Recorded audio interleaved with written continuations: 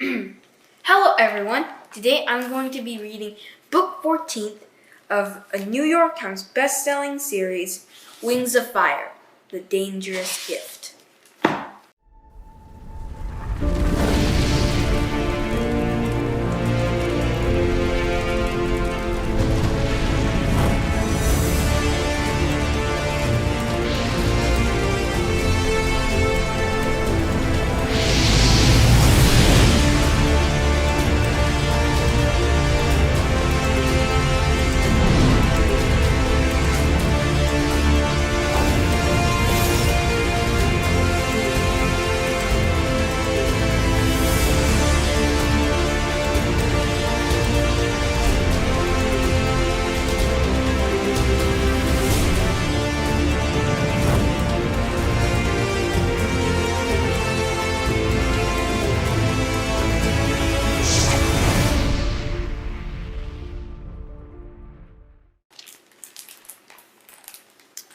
Chapter 1.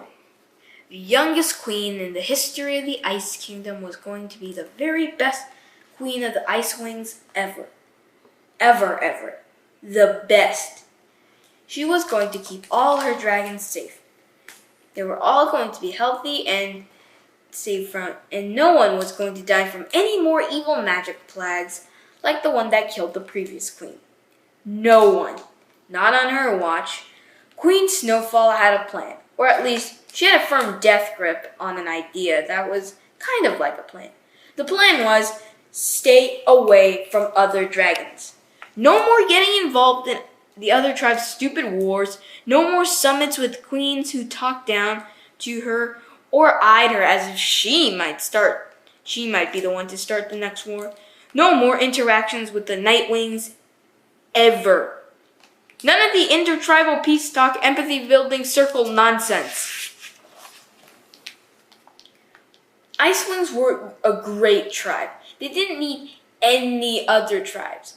Those subjects of her who wanted to go explore, to meet other dragons and study their hilarious, flammable schools, they just needed to be stuffed into igloos until they came to their sense.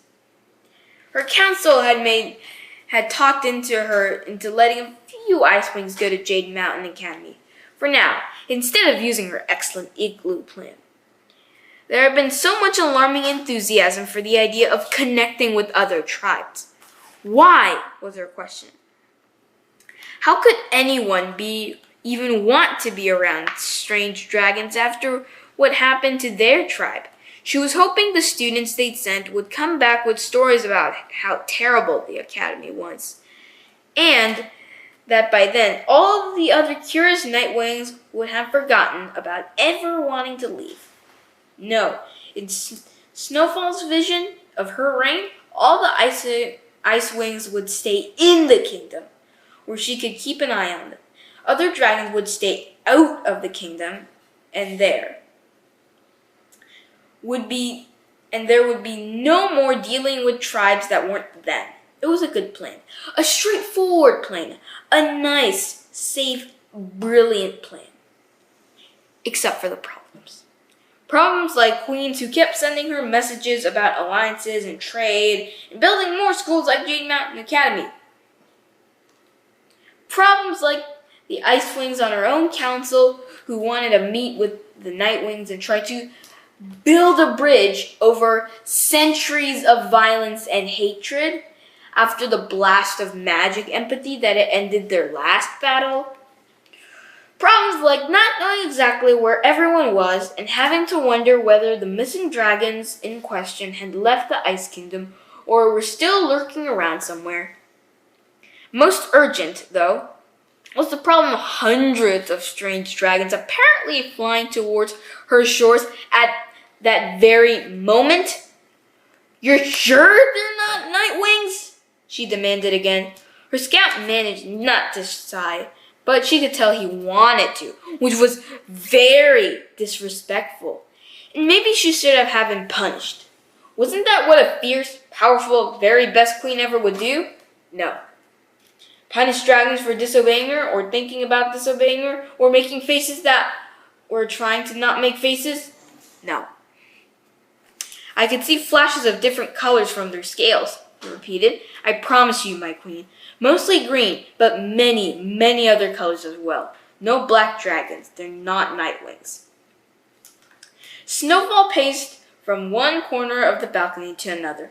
They were high on one of the tallest spires of the palace, with winds whisking pellets of ice all around them. The sun was low in the sky off the west, painting the clouds golden orange as it sank into the sea. She knew they were out there, but no matter how fiercely Snowfall glared at them, she couldn't see any dragons flying out of the sunset. She wondered if Nightwings had found a way to disguise their scales. Maybe Darkstalker wasn't really gone, even though all of those not Icewings at Jade Mountain Academy promised he was. Maybe he was still out there, and he'd come back a way to turn the Nightwings into multicolored rainbow dragons, and then he sent far out into the ocean to fly in an enormous arc so that they can come at the Ice Kingdom from the west and avoid the Great Ice Cliff, and soon they would be here to kill her and her entire tribe.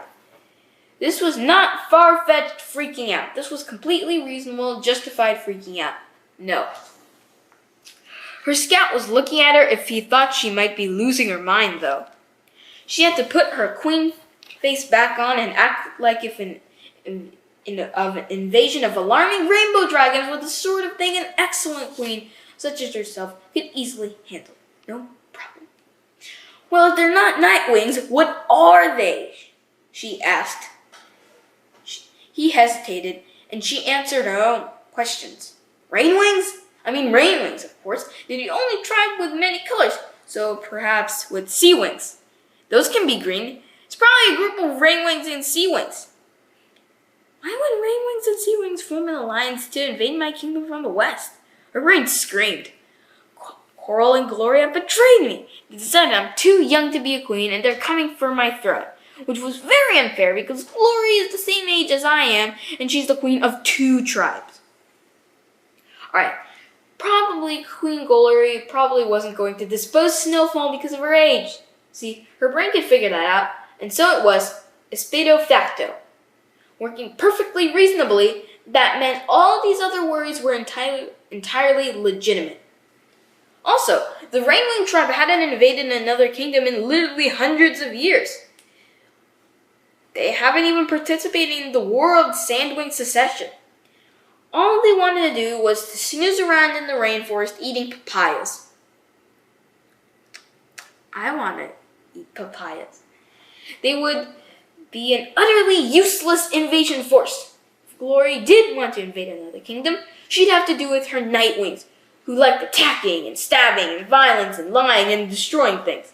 So maybe Glory found a way to turn the Nightwings into rainbow dragons and sent them this way. So they are Nightwings after all. Snowfall rubbed her head, which was throbbing as though someone had shoved icicles into her temples. I don't think the Rainwings and Sea Wings would attack us, the scout said cautiously. Is your job thinking? Snowfall shouted, making him jump. Are you an expert thinker? Did we accidentally assign you to scouting because we missed your giant amazing brain and all the amazing things it could have shared with us? Doesn't it seem likely that your thinking would interest me? Then no, your majesty, he stammered. No, she agreed. You are a scout. Go scout again and come back with real, actual information. He flew away immediately. And then she spent 7 minutes worrying about whether she had been too harsh with him, or what an excellent queen would have said if any of that. And whether the certain sister of hers would be more serene and therefore more excellent. And then another 12 minutes growling at herself about how excellent queens didn't second-guess themselves and how she needed to be more distinctive. And she realized that she was actually thinking about the murdery black dragons trying to murder her again. And she had to lie down and cover her face for a moment. When she finally sat up, her Aunt Tundra was standing at the door of the balcony, watching her with impassive raised eyebrows. Hello, Snowfall said cautiously. I was definitely not panicking. I was resting my eyes in a very normal queenly fashion. I do not need to explain myself. I am the queen, and therefore whatever I do is queenly. no matter what her eyebrows think. "Good evening," said her aunt. "It's time for the wall." "Of course it is," Snowfall said. "How marvelous! My favorite part of the day." Tundra had a face that repelled sarcasm. No matter what Snowfall said, no matter her tone of voice, it slid right off that frozen expression. Tundra inclined her head slightly and held out a jeweled box containing the Icewing crown.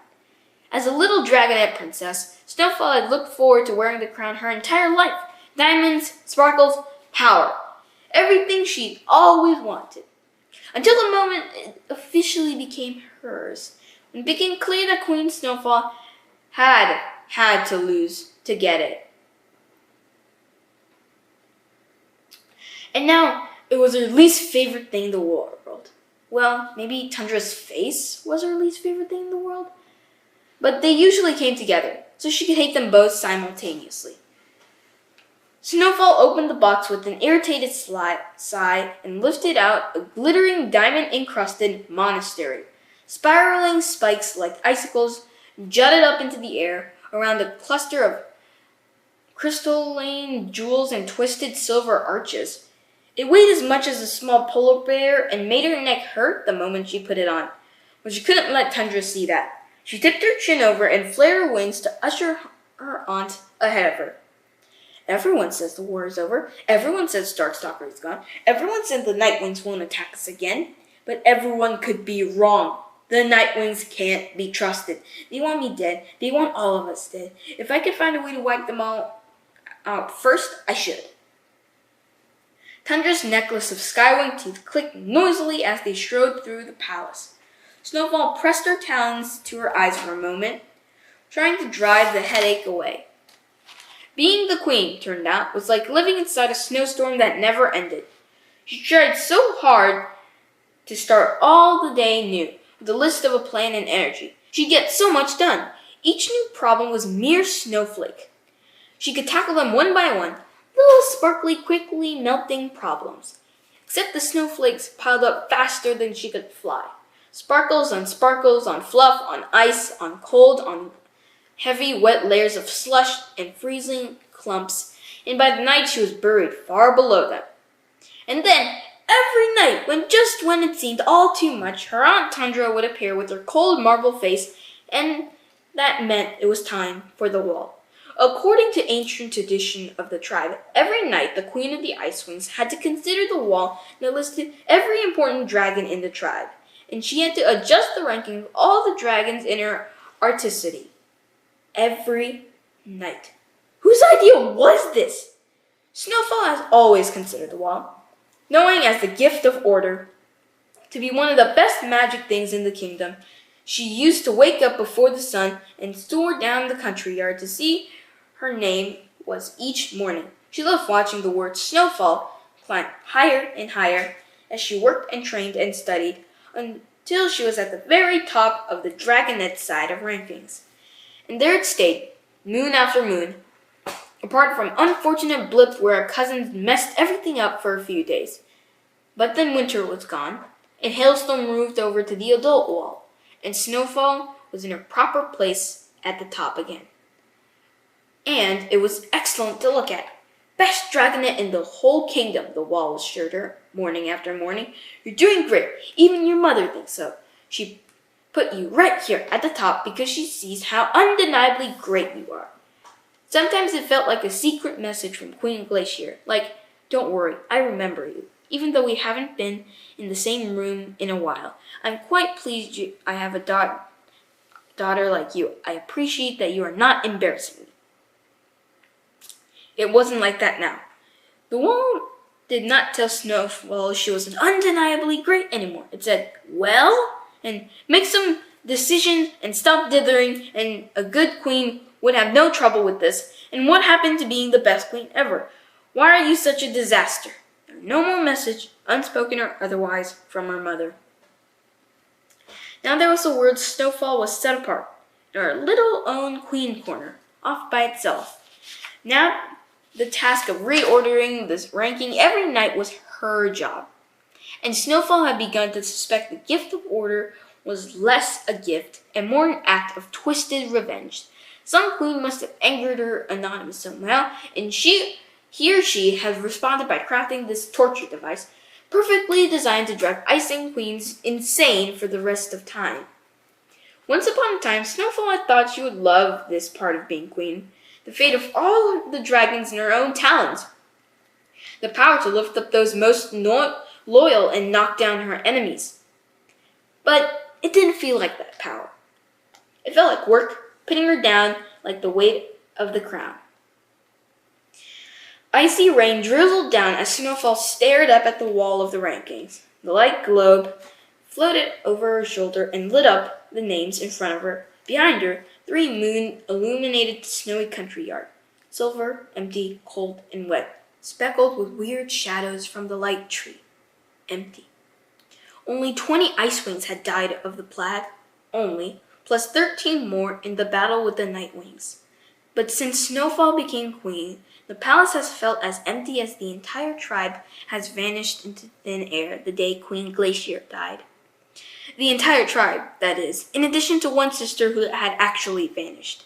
Maybe the rest of the Ice Wings deliberately made themselves scarce whenever they saw her coming. Maybe that was always what it was like for a queen. So we'll stop there, and I'll see you next time, everybody.